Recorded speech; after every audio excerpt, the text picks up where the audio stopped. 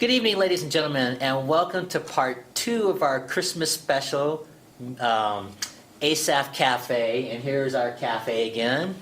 One of our guests is taken off, and we have Matt again, and Michael and his wife Louise. So they're part of our show. You can probably see yourself on camera there.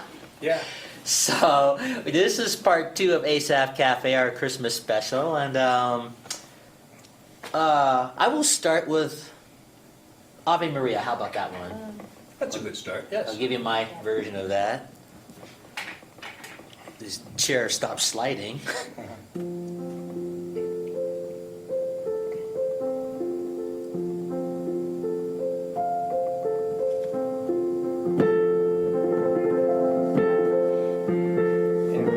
This was one of the most interesting times up there. This was in January of '89. We had three consecutive weeks, 20 days, where the minimum temperature was 50 below and colder. Most of the time in the minus 60s, most of the time. And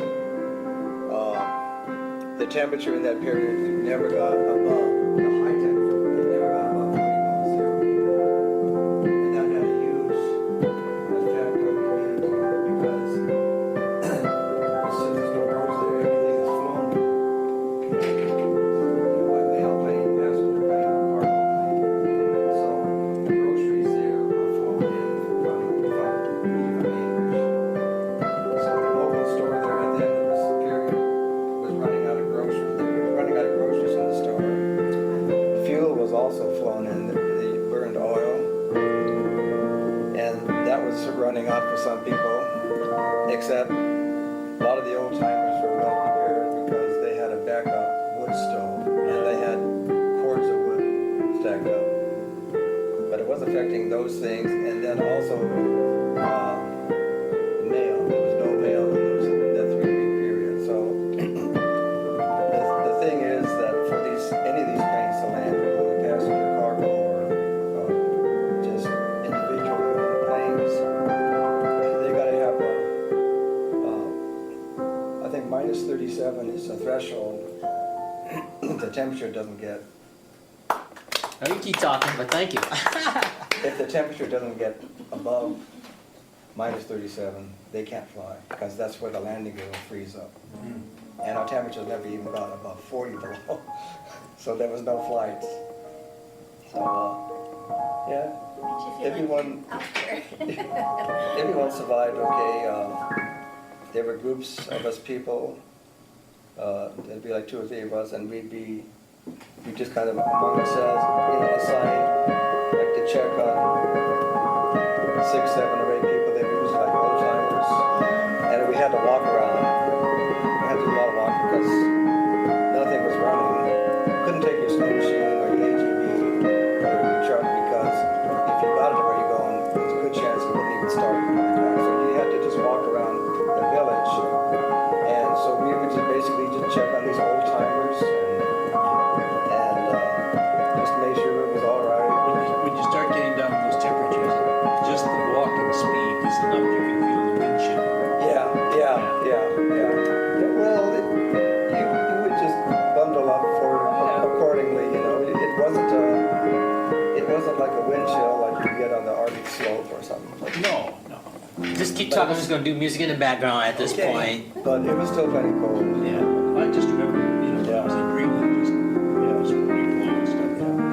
That was just that. There was no wind. Yeah. Just walking, you could feel it right there. Well, one of the things that I remember most about that cold spell is we were just off the main street.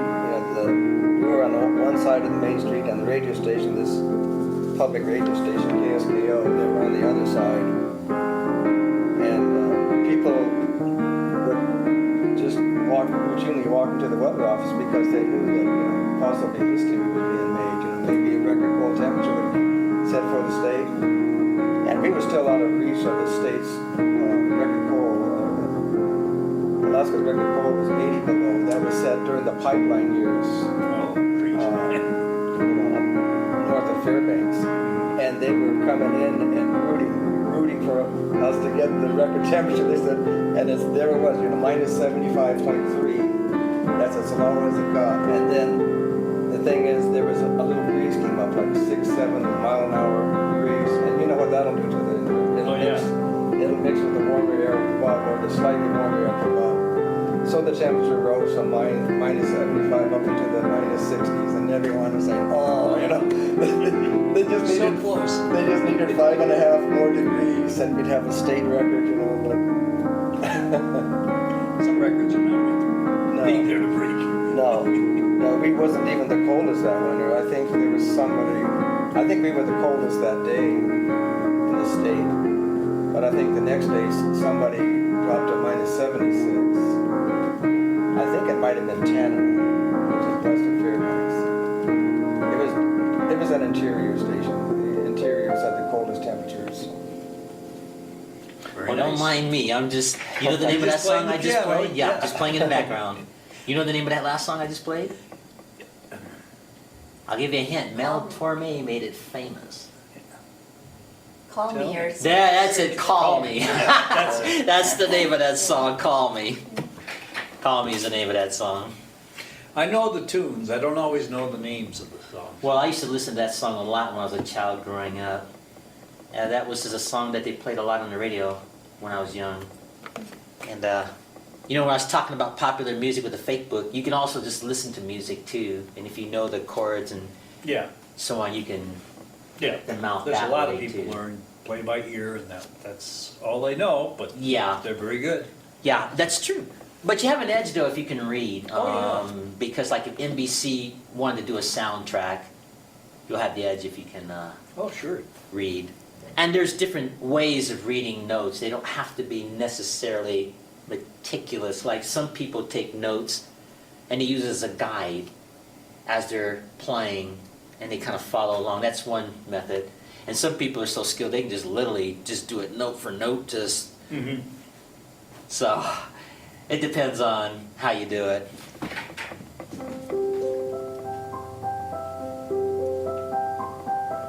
You were talking earlier about shift work. Up in Greenland, every 4 weeks we would rotate. We worked 7 days a week there. There was nothing else to be doing. So I worked for RCA at the time, but we worked 4 weeks on one shift and then rotate the next shift for 4 weeks. And then, just keep doing that. Yeah. That wasn't hard at all. When I went to Greenland, to Germany, it's also again for RCA.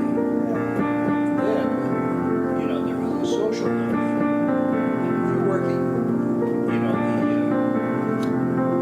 the evening shift, whatever the proper name for it is, that really sucked, because I was up in Greenland for a year and a half, and there were no women, there was nothing else to do. Like I said, I worked 7 days a week. But in Germany, I wanted to be doing a little bit more than that, and I was 24, 25, so Yeah. that was hard. Yeah. Yeah, you wanted to get out for a little bit. Yeah, Yeah. and I worked the night shift, and I'd get to bed about 8 o'clock in the morning. But then the kids got off from school, and that would wake me up. And then I couldn't go back to sleep. It's in the afternoon. I could just go back to sleep. So then, 4 o'clock, I'd go over to the officers' club, start this, and then, 11 o'clock or whatever, I'd head off to work. Repeat the same thing the next day. But those kids would wake me up every day. Because they walked right under the window, and I was right there, just on the first levels, about head height.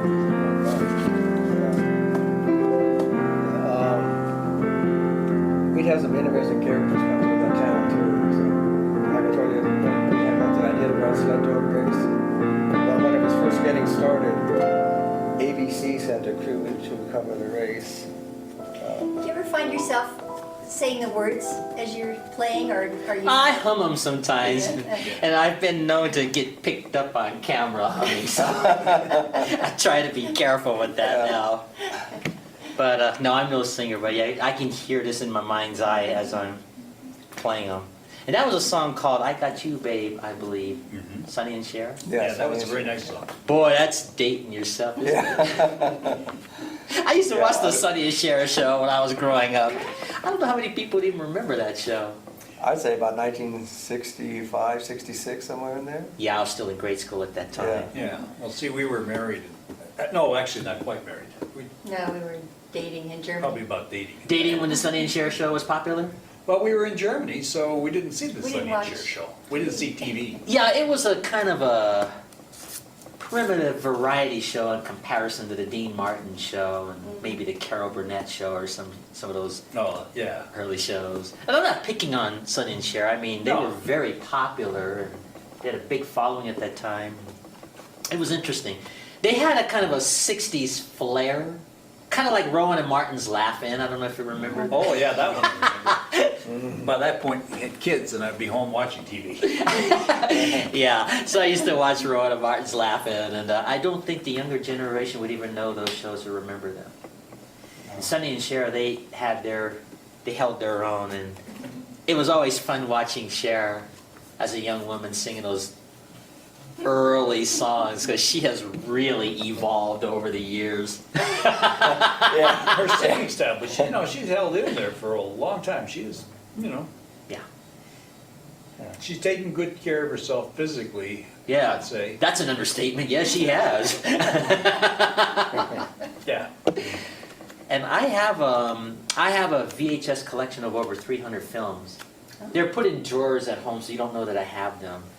And I have a copy of Cher's farewell tour.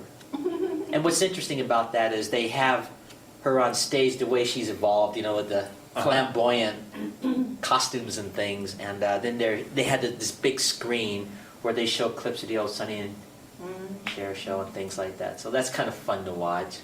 Mm-hmm.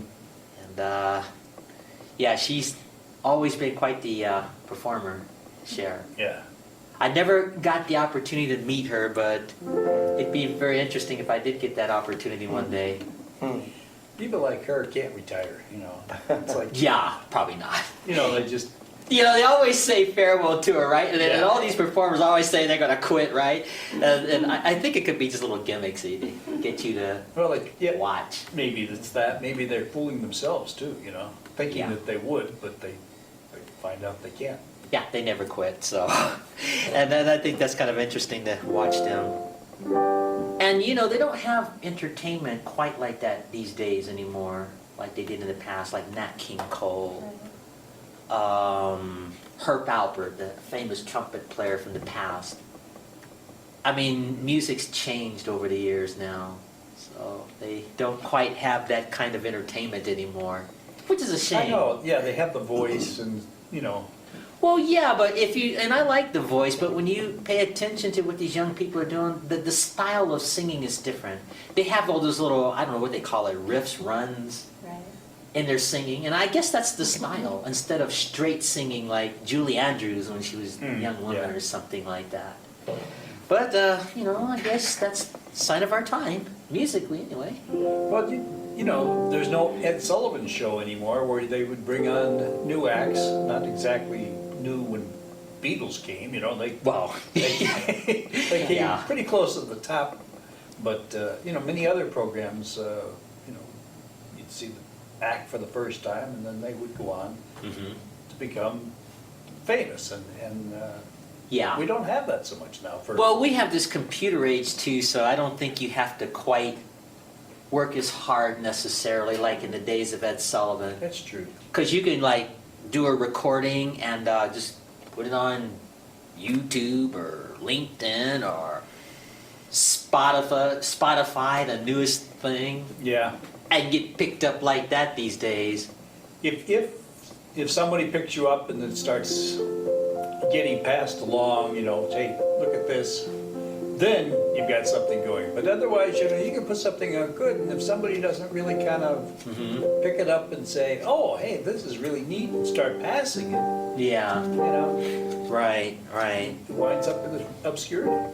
Well, when I was coming up, when I was doing my early performances, I've been to Capitol Records in California. It's like this building that has these circular thing like records Mhm. in Hollywood, and that was before the computer age and so on. And at that time, they had what was called a catch-22. They would not put your picture or likeness on their wall unless you sold 1 million records at that time. Wow. And you couldn't be part of that unless you were part of the union. But you couldn't be part of the union unless you did your first job, first union job. So it was sort of like a catch-22. Yeah. It was like, it depended on who you knew. And in those days, it was tough to break through because, you know, and I'm not trying to pick on Capitol Records and Arista Records and all the rest and A&M Records, but at that time, they kind of stuck with the people that were already famous. Sure. So it didn't give new upcoming people opportunities. And now with this computer age, they leave out the middleman. Like, you know, why should I go to Capitol Records when I can just make my own?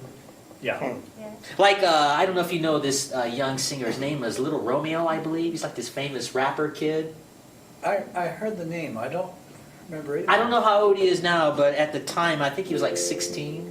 Could sing, and you know, I'm not into rap music, but this kid was good. Yeah.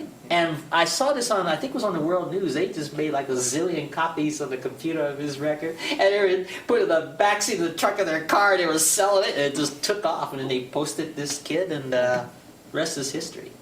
I was thinking about that little kid, you know, little Stevie Wonder. Yeah, yeah, but see, in those He's dropped days, the little though. yeah, I know. Here's some Stevie.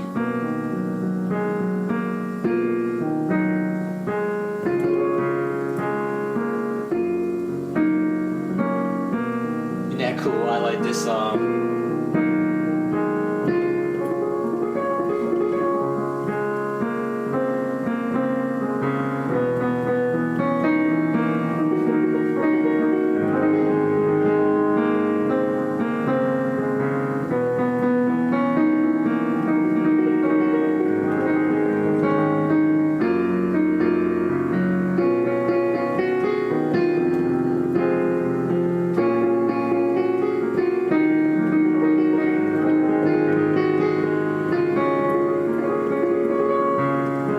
In the conclusion,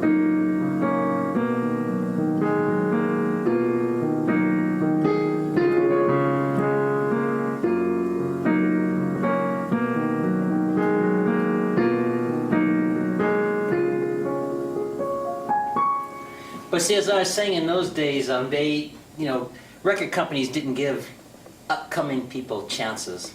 Right. Well, I mean, they had a lot of capital invested in their plant. And I understand Yeah, that, I but couldn't- that didn't do upcoming singers Oh, any I know. good. That, I agree with you, really. But you know, it's And so I appreciated Little Romeo, even though I don't listen to rap music. This kid, his family, it was brilliant. They just did it, and I think that might have paved the way for other people who started doing that with this computer age, myself included. I have a CD on Bandcamp.com. It's a CD called Lean On Me, Jeannie Marie. It's a play of words. And it's got 2 classical pieces and 2 hymns on it. And then the rest is popular songs in the classical style. And I was once married to a young lady named Jeannie Marie years ago. So I put her name on that CD. We called it Lean On Me, Jeannie Marie. It's a play of words, you know, the G and the Ni with rhymes with Lean On Me. That way you don't think of the Beatles. Because the Beatles did not really make that song Lean On Me popular. I mean, I think they did their version. Bill Withers, the African-American singer, introduced that song. Oh, okay. And he was an interesting singer to me in the late 60s, early 70s, in his heyday. So he introduced Lean On Me, you know, the traditional...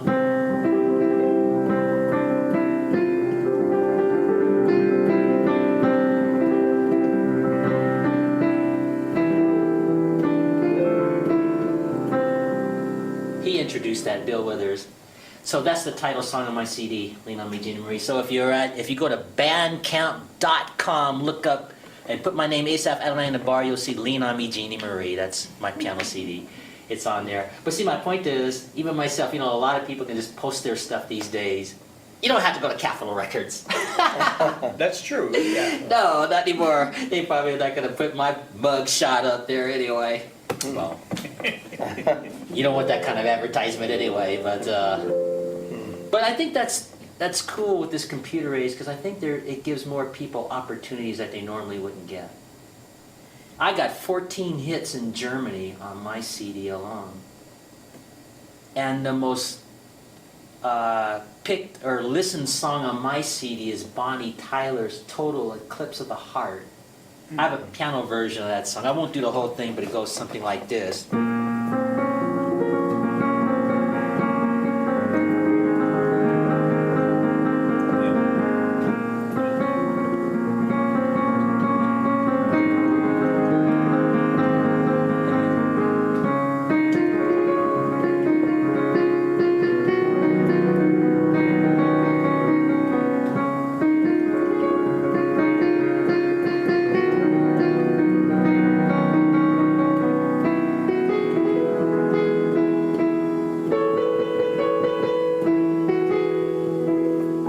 I'm going to stop right there because it'd take too long to play it all the way through, but that is the most requested song on my CD. Lean on Me, Jeannie Marie is Bonnie Tyler's Total Eclipse of the Heart. And see, that's my point when we were talking about that Lawrence Welk show. You can take all those songs and update them and put it on that show or use it. And that Total Eclipse of the Heart would be an interesting song, I think, to introduce on this new Lawrence Welk show one day. Mm-hmm. And of course, I was on a 9-foot concert grand piano when I did those songs. Ah, good. So, so if you get a chance, you can download it. That's Lean on Me, Jeannie Marie on Bandcamp.com, BANDCAMP, Bandcamp.com, and you can see all those songs or hear them, I should say. But I think that's brilliant with this computer age. It just gives people chances that they normally wouldn't get, which is a shame. And I don't want to pick on record companies, but I don't know why they don't have the foresight to expand, at least in those years, and give other people chances. And now with shows like The Voice and what is that other one, American Idol and all, that even gives even more people chances. So I'm curious with the computer songs and YouTube and stuff, why are vinyl records coming back so big? oh, that's what they say. I wonder if that's really true. I mean, I saw that in the world news. But I think people are kidding themselves with vinyl records. And I'm not an expert. This is my opinion. And I could be dead wrong, but the problem I had with vinyl records, because I had a bunch of them when I was growing up, and that needle just... And after a while, they But just you can get good arms and, very light, good tracking and everything else. But it doesn't keep the dust from landing on the record. And That's correct, in cleaning the needles, and whereas with my understanding of the discs that we have today, it's a laser light. So you can do that indefinitely, and Yes. it's always crystal clear. Absolutely crystal clear. And of course with the, Blu-ray? I don't know if they do that musically, Blu-ray, but I know when you watch the movies, my goodness, it's so clear. It's unbelievable how clear. Yeah. So how are all your that records is. holding up? Are they doing pretty well? Yeah, most of them.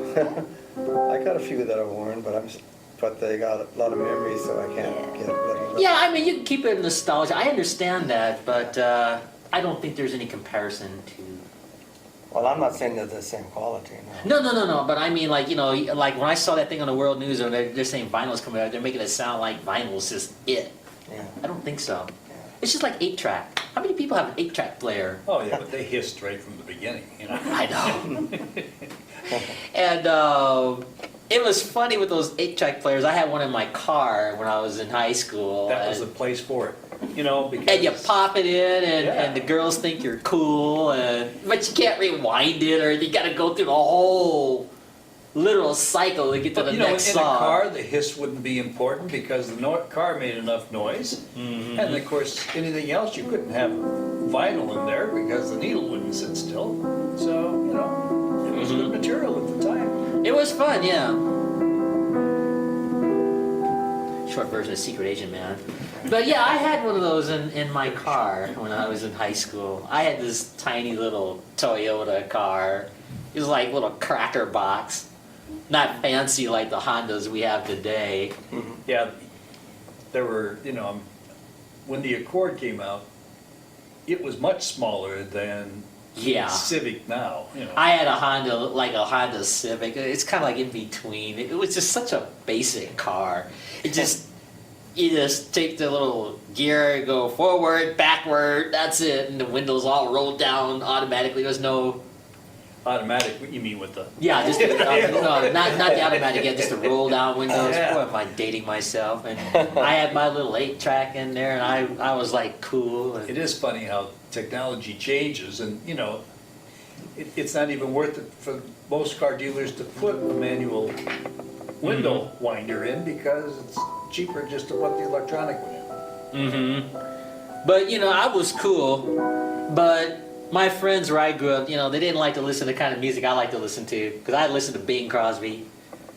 You know, I'm African American. I hate that term. I think that's a stupid term. But anyway, all of my African American friends, they want to listen to soul music. You know, like Rick James or James Brown or somebody. And I'm up there listening to Perry Como or. Yeah. So it was kind of lonely growing up, because I'd be in my car putting all that stuff on. They'd be like, hey, Asaph, would you put some music on? Some real music. Where do you find this stuff? Yeah, so that's what it was like growing up. I would listen to Sinatra and Perry Como and Andy Williams and all that. And I would listen to like Ella Fitzgerald and Sam Cooke and all the rest. Did you like Fats Domino? Yes, I did. Yeah. He was an I interesting like his pianist and singer too. Blueberry Hill? There you go, right there.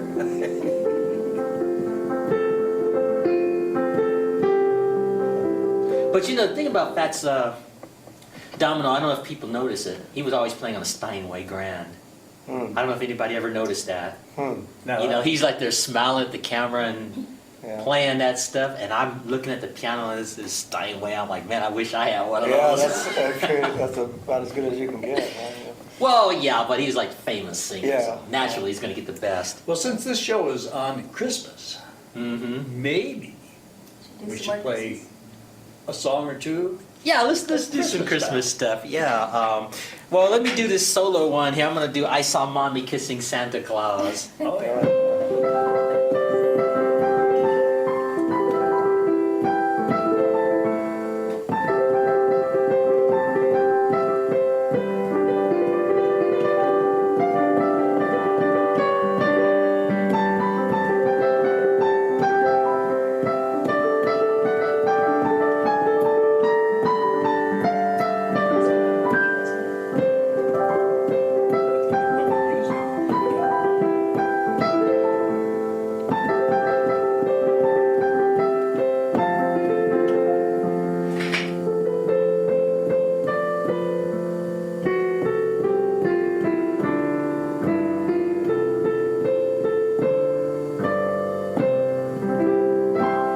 There you go. That was good. Yeah. I saw Mommy kissing Santa Claus. That's great, yeah. You know, speaking of Santa Claus, this is a true story. I have a very pleasant childhood memory. Well, I grew up in a dark atmosphere family, but every once in a while you'll get a happy memory.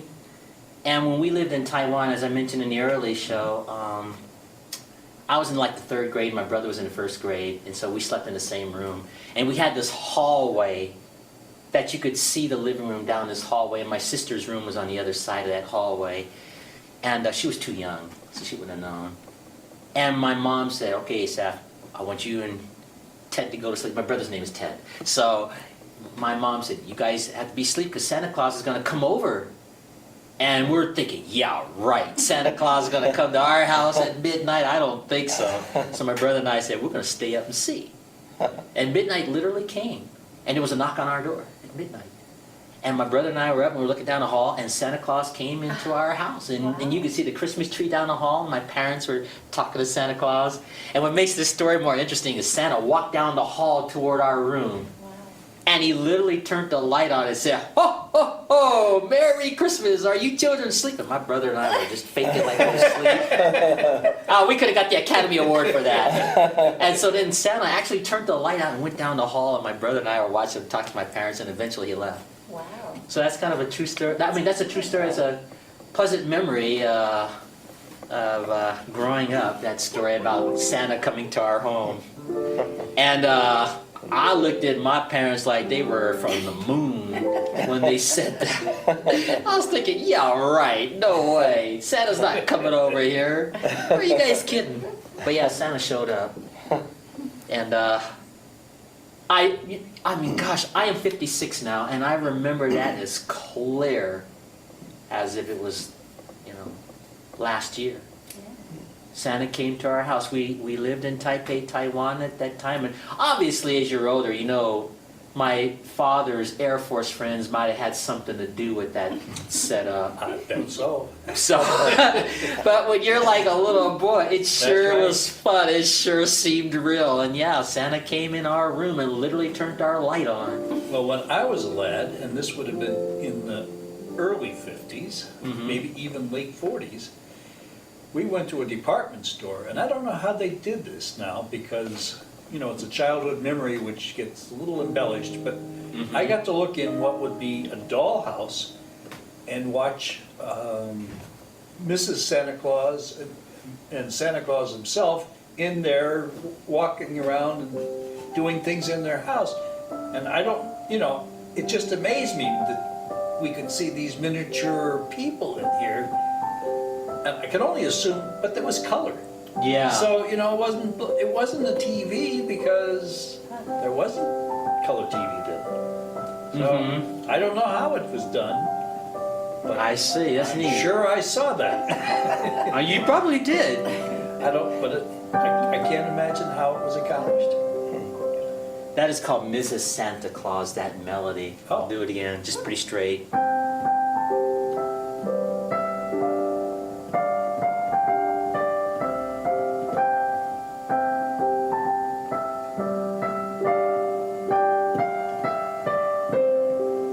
That's called Mrs. Santa Claus. It sounded like, up About house song? It Yeah. sounds similar. Actually, Nat King Cole sang that song. Oh, yeah? I don't think that was one of his more famous songs, obviously, Mrs. Santa Claus.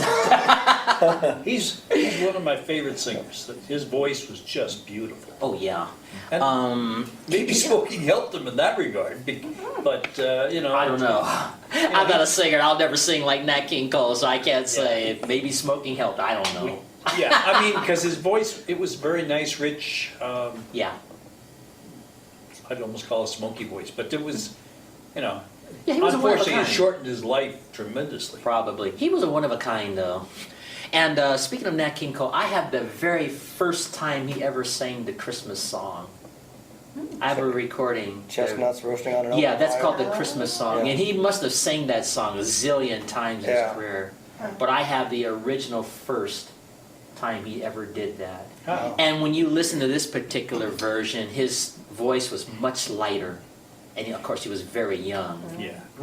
Is that on CD or? Yeah, I have it on a CD. And I was able to get that particular recording. Okay. And I wish they would play that recording, but they don't. They usually play older Later. Nat, which is okay. But yeah, he was a one of a kind. Just an amazing singer. And I never met Nat King Cole, and of course I never will now at this point, but Certainly. they were singing for the angels in heaven, yeah. But what's interesting is his daughter sang with them. Yeah, that was years interesting how later. they put that Yeah, together. yeah. And I would imagine that'd be a lifetime dream for Natalie Cole. Oh, I would, yeah, that must have been just, Just a Exciting, delight, yeah. because with the technology we have, I saw that video, so it looks like they were actually singing together, oh, I don't think I saw it on video, yeah. Yeah, there's a video out of that, Okay. Nat King Cole and Natalie Cole, so it looks cool. It's like, I don't know, with this technology, it's amazing. And it looks like they're singing together. I bet green screen kind of technology, right? Where It she was in front was of some green trick they screen, must have done with the cameras or Yeah. whatever to make Back it look in, like back in the 90s, they made a video, it was chosen the video of the year, well, in that field anyway, Hank Williams and Hank Williams Sr. and Hank Williams Jr. He did, there's a tear in my beer. Yeah. And he put his dad in that video, and, Uh-huh. and it was pretty cool. Wow. Yeah. Well, I guess if you come from a family where you have a famous parent, that could be a dream come true to, especially if they pass on too early, yeah. So, That's just a cool Nat King Cole memory, I would think, for Natalie Cole. Yeah. So do you know the chestnut? Can you play the chestnut? Sure. The I'll Christmas give my song? version of it. Yeah, the Christmas song.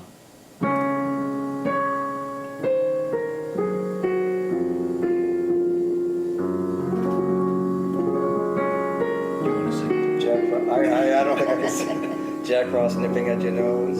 Yuletide carols being sung by Children with the eyes on it glow. folks dressed up like Eskimos.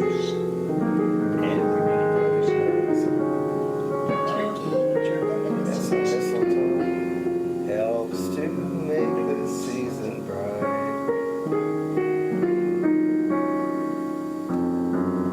What? Anita's. Oh, Your eyes on the glow.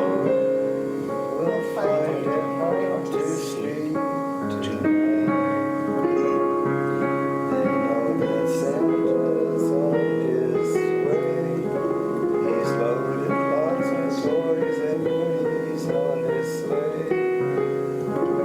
And every mother's child is gonna spy to see if reindeer really know how to fly. And so I'm offering this simple phrase to kids from 1 to 92.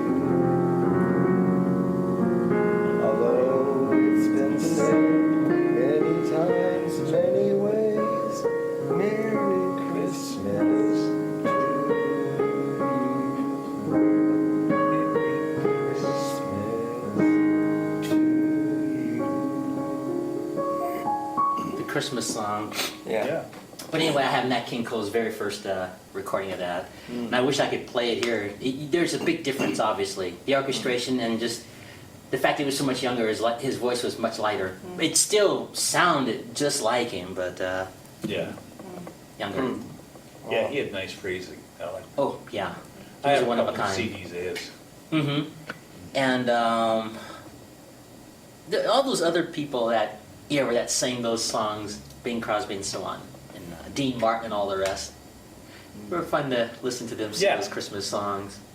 A lot of fun. And they just don't have music like that anymore. No. There's not a lot of Dean Martins going around here in the world these days. And he was always fun to watch too.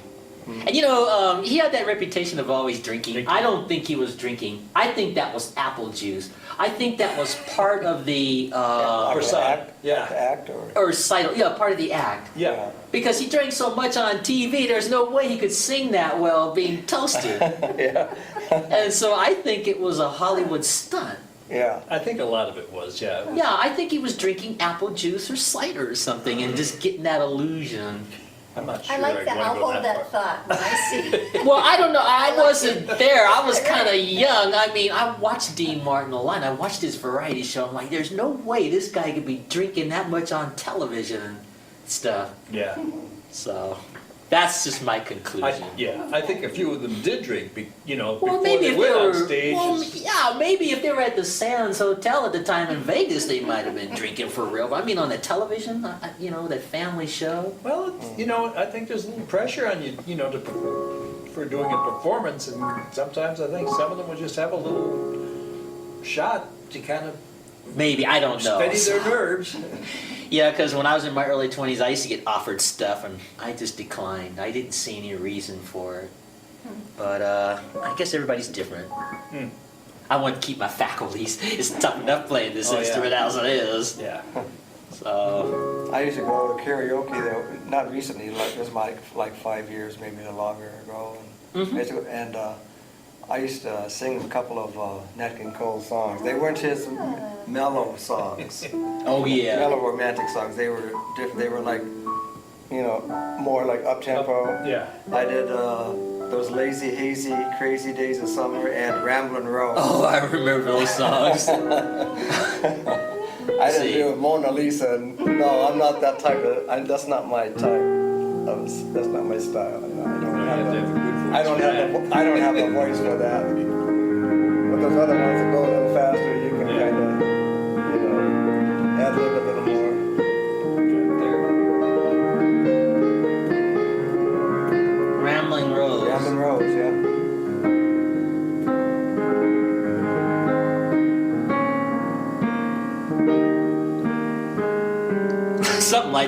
Yeah. Sounds very, Yeah.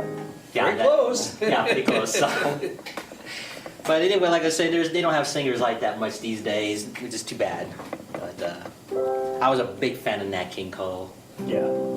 I still am. Well, yeah. And he left a great legacy as far as that beautiful Yeah. music for people to enjoy for generations to come. How Another- long it lasts, the preserving of the masters and so on. Another one I did at karaoke was a Sam Cooke song. I don't know if you've heard of this one. It's actually a kind of a humorous kind of song. It's called Another Saturday Night. Oh, I remember that. Okay, let's put you on the spot. Another Saturday night. Let's put you on the and spot. I ain't got Let's put you on the spot. nobody.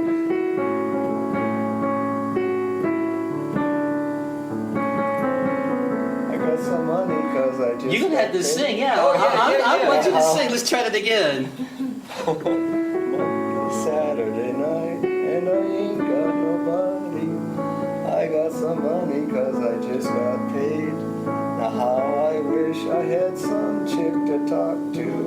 I'm in an awful way. And then it goes on. Another fella told me I have a sister that looks just fine. Instead of being my deliverance, she had a strange resemblance to a cat, named Frankenstein. I gotta tell you something about that song. Saturday Night. I told you that Bumps Blackwell was my teacher, and Bumps was Sam Cooke's manager. Really? In fact, if you look up that song you send me, you'll see the name Blackwell on the either the record or the sheet music, like if you go in a music store. Yeah. And Bumps had that kind of humor that he would have written something, the Frankenstein line. I mean, he was just a, he was a, Oh, yeah. he was a different kind of a personality to me, Bumps Blackwell. Yeah. His name was Robert Alexander Blackwell, known as Bumps Blackwell. And he was my teacher for 3 years, and he just had that unusual personality. So every time I hear that Sam Cooke song, it doesn't surprise me. That's the I got kind of humor he had. I got it on the 45. So. So, RC, yeah, I'm pretty sure it was RCA. yeah. Pretty sure it was RCA. Uh-huh. Yeah. I was just really humbled to have gotten to study with Bumps. He was a fantastic arranger and composer and agent, and he worked with a lot of people before I came along. People like Sonny Bono and Lou Rawls and Herb Alpert and Ray Charles, and the list goes on. The people that passed because he was in that era. So I was like 20 or something when I got to study with him. He was older then. So I was like one of his last students or people to have gotten that opportunity to study with him. And he had the actual gold record in his living room that they had, You Send Me. It was a little gold record that actually played. It was a 45, it was in this glass case. And it had the name Blackwell on it and Sam Cooke. And it was pretty cool, so. Yeah. But that's the way they did it in those days. Another one of his that I sang at karaoke was Sam Cooke was "Bring It On Home to Me." Oh, I remember that song. And then years later, another group recorded a song called "The Animals." The same one group that sang "The House of the Rising Sun." Uh-huh. I don't know if they did it. They may not have done a 45 release on it, but it was on the album. And they recorded. They and this other group recorded 2 songs in memory of Sam Cooke. One was "The Animals," "Bring It On Home to Me," and the other group was an English from England, a group Herman's Hermits. I remember them. Sam Cooke had this song called "Wonderful World," Uh-huh. and Herman's Hermits recorded that "Wonderful World" that Sam Cooke did, and they both did this in honor or in memory of Sam Cooke. The wonderful "Don't know much about history." Yeah, I remember Don't that know song. much geography. Mm-hmm. But I know that 1 and 1 is 2, and I know that if you love me too, what a wonderful world this would be. Well, you know what's fun about those songs is those lyrics were so simple. I know. And that's why they took off like it did. Yeah. Simple lyrics. Yeah. And there, I once shared this on one of my early cafe programs. I had a young lady named Sarah Tall Whiteman on this program. and she's a young woman, so I gave her a simple history of music. And you may know this, there was basically 5 periods in music history that we know of. The medieval period, the Renaissance period, which was like, what, 1300, 14, way back then, leading up to the Baroque era, the music of Bach and so on. And then they have what's called the classical era, Chopin and so on, leading up to the Romantic era, Aaron Copland and so on, and that just led to the popular music that we have today. And then they had the big band music in the 1940s, Glenn Miller and so on. And that was music that you could dance to, but it was very complex. It was complex to listen to, complex to play, even though you can dance to it. And then when the early rock and roll music started evolving, Buddy Holly and Little Richard and all the rest, those lyrics were very simple, like those Sam Cooke you're talking about. And the kids ate it up. And so when that music came into existence, it kind of pushed the big band music aside. The kids were... For the young people, Yeah, they were really getting into that early popular music, and the rest is history. Well, the young people then could put together a little band of, 3 or 4 guys, or... Yeah, and it was very simple, because big band music's very complex. And you gotta have a big band. Yeah, and they had so many big bands popping up in the 40s, from what I understand in history. Oh gosh, there's a lot of them. Harry James, Tex Beneke, who took over after Glenn Miller passed on, I believe. You had Artie Shaw, you had Al Hurt. I don't even think people remember Al Hurt. Oh, I do. Famous Played Dixieland trumpet player, heavyset fella, and cut loose. He was the first in New Orleans, wasn't he? Yeah, but what was interesting about Al Hurt to me, and I saw a documentary they did on him on the news at that time, this man could play anything on a trumpet. I mean, yeah, he was known for doing the Dixieland stuff and turn right around and play some classical concerto, which you wouldn't expect he could do. And he did. And he did it well. Yeah. And he was just an interesting trumpet player to me. But my point is, they had all this big band and so on, and they kind of pushed all that aside when this early rock and roll music came out and came into existence. Well, don't forget jazz was in there.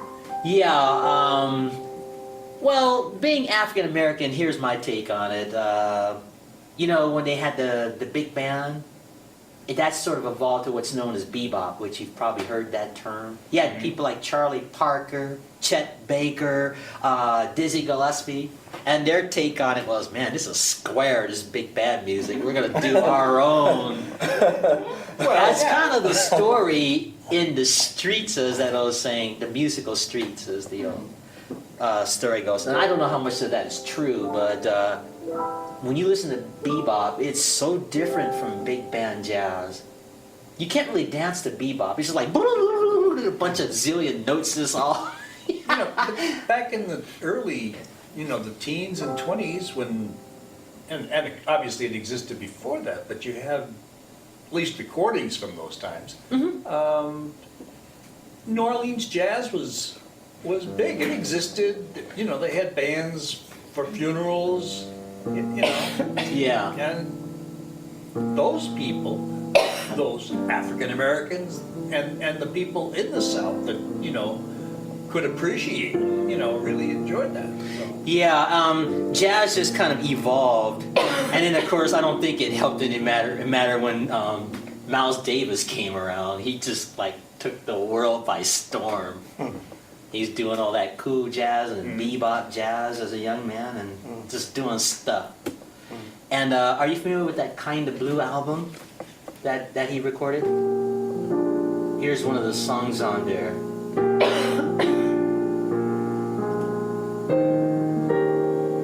You recognize this song? Yes.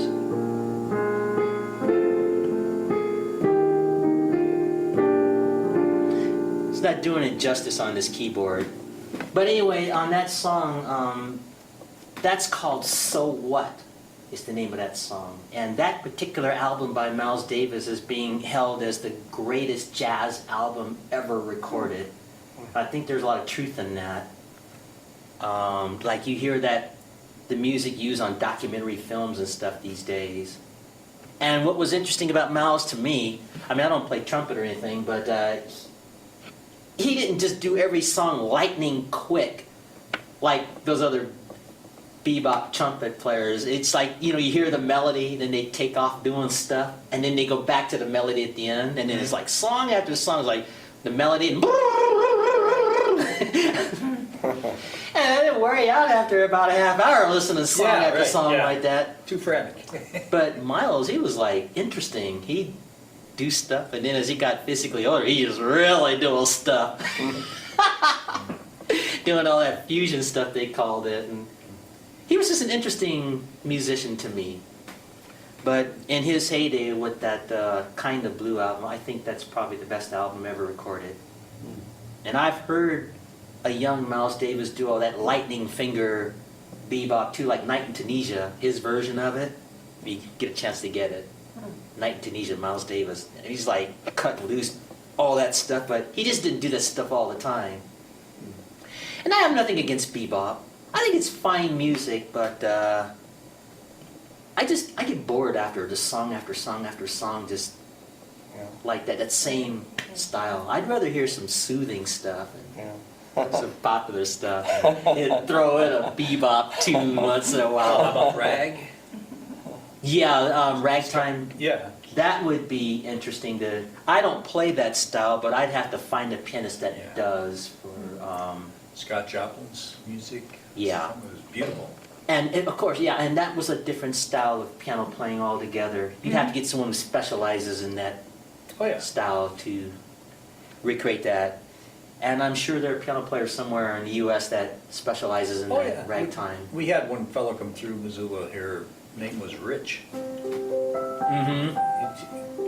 He had an album called Rags to Riches. Yeah. Mm-hmm. I remember his last name was Rich, but I can't remember his Mm-hmm.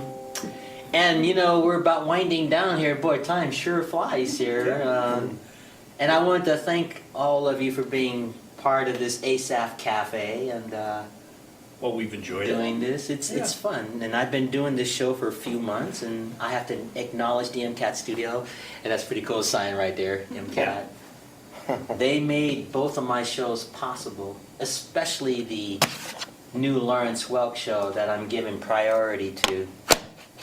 It got picked up by PBS, so we're going to be doing hopefully some weekly shows, probably summer 2015, maybe sooner. So I'm preparing to get those shows done. Of course, I'm going to send you a copy, and you can go on the computer, Yes. Check that out. just put Music with Asaph, a remake of the Lawrence Welk show, and you can see it in its entirety. Yeah, it took me 3 months to produce that show, to do that. Between writing the script, designing the set, getting the acts that we had on the show, and so on.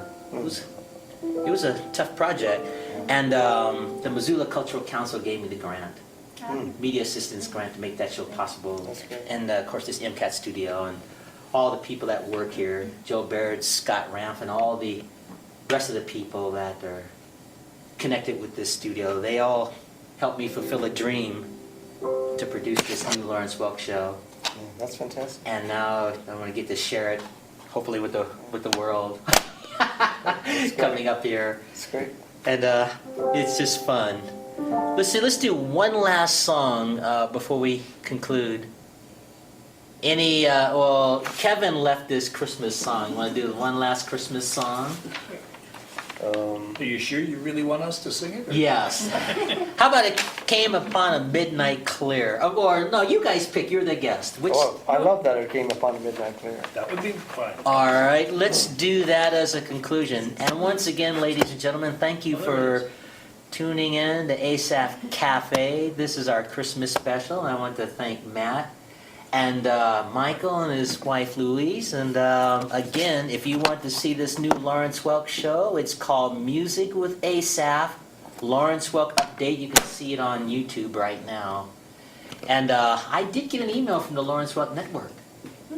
And now that this show is on its way to PBS, they may be able to try to help find a national sponsor for this new Lawrence Welk show.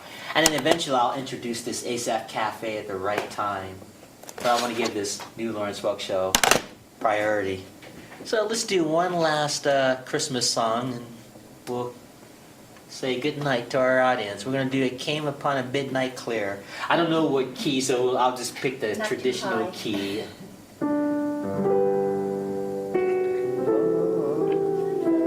Midnight clear, that glorious song from angels bending near the earth to touch their hearts of gold. Peace on the earth, goodwill to men, from heaven's all gracious King. The world in solemn stillness lay to hear the angels. I think there's a second verse on there.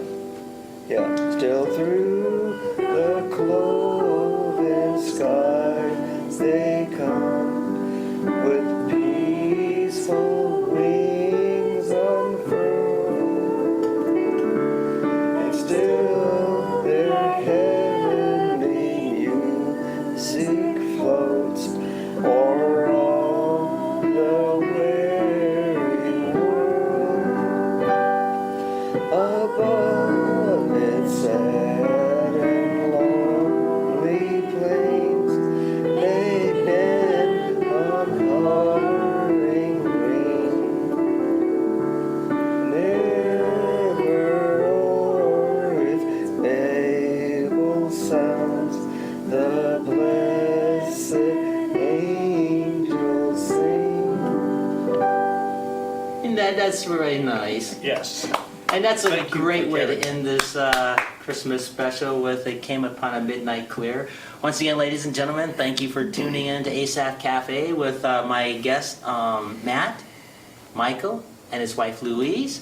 And this is the time of year to celebrate Christmas with your family and remembering the birth of the baby Jesus. And on that note, I want to thank Scott for doing our engineering here, and Joel Baird and all the rest of the people at this MCAT studio. So until our next taping, Merry Christmas, ladies and gentlemen, and Maranatha.